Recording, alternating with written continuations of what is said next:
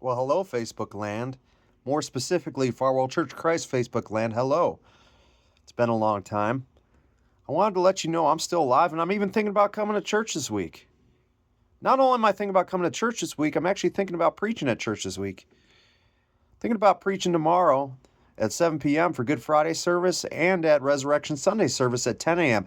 And not only we're having Resurrection service at 10 a.m. on Sunday, we're having some breakfast and some good eating at 9 a.m. on Sunday morning before the Resurrection Sunday service at 10 a.m. at the church. Well, this is Holy Week and Good Friday is coming upon us. And as I think about Holy Week and as I think about Good Friday coming upon us, I think about the word sacrifice. And you should be thinking about the word sacrifice when you think about Good Friday and Jesus dying on the cross for our sins. But do we ever think about being living sacrifices because Jesus was the ultimate sacrifice? Romans 12:1 talks about how we need to be living sacrifices each and every day. Romans 12:1 says, "Therefore I urge you, brothers and sisters, in view of God's mercy, to offer your bodies as a living sacrifice, holy and pleasing to God. This is your true and proper worship." Key word, therefore.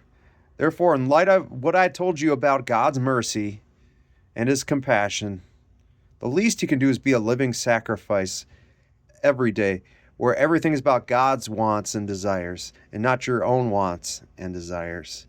Because that's true worship. Usually when we think of worship, we think of singing, we think of, a church building. And singing and a church building can be part of worship and can be expressions of worship. But worship in and of itself is being a living sacrifice where everything is about God and where everything you have is God's. Where everything is dedicated to God's desires and God's purposes every day. That's true and proper worship.